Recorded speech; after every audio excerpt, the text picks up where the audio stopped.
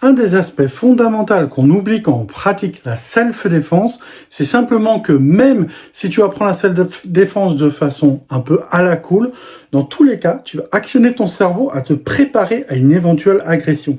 Et c'est ce qui va faire la différence. Je m'explique.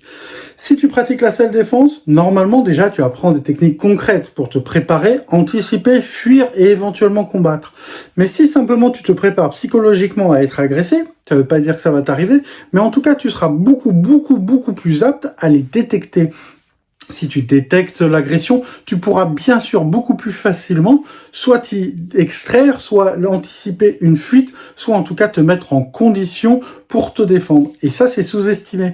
Bien sûr, il y a la capacité technique, physique, concrète, mentale, mais finalement, ce qui est intéressant aussi, c'est juste d'entrer dans le logiciel de ton cerveau que simplement il y a une possibilité, même si elle n'est pas forcément évidente, mais une possibilité d'agression. Et si tu penses à ça, tu vas simplement voir des choses que tu n'aurais pas vues si tu ne pratiquais pas la self-défense. Quand tu pratiques la self-défense, bien dans le bon côté des choses, bien sûr, parce qu'il y a toujours des gens qui la pratiquent un peu d'une autre façon. En tout cas, comme je l'enseigne, tu vas pouvoir détecter un comportement anormal.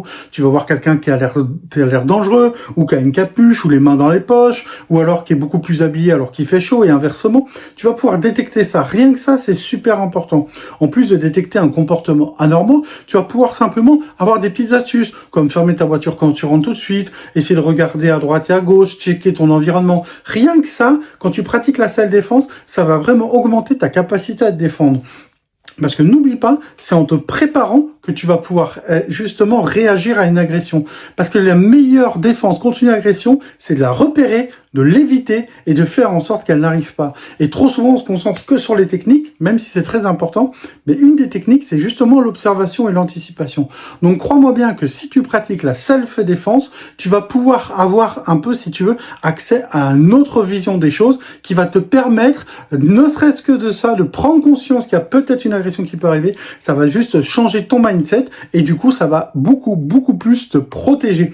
Donc c'est pour ça que je t'invite à pratiquer la self-défense avec moi sur les réseaux, avec mon Patreon que je viens d'ouvrir, qui est une chaîne privée où tu peux t'abonner et avoir du contenu qualitatif, long terme, c'est-à-dire des vidéos de 30, 40 minutes, 1 heure, vraiment ultra qualitatif, que je peux pas mettre forcément ici sur YouTube parce que les algorithmes n'aiment pas quand je montre une arme ou une agression ou des techniques un peu trop violentes. Donc, va sur mon Patreon ou ici ou sur tous les réseaux, mais crois-moi bien que d'avoir du contenu régulier de self-défense et simplement de changer un peu ton mindset, ta façon de penser, ça va faire une énorme différence. Donc, je compte sur toi pour liker, t'abonner, partager à tes amis ou à ta famille mes vidéos qui vont te permettre en tout cas de juste prendre conscience que tu peux être agressé et il y a des techniques pour les repérer et les éviter car ça reste la meilleure défense. Prends soin de toi et comme je le dis à chaque fois, n'oublie pas, reste vigilant.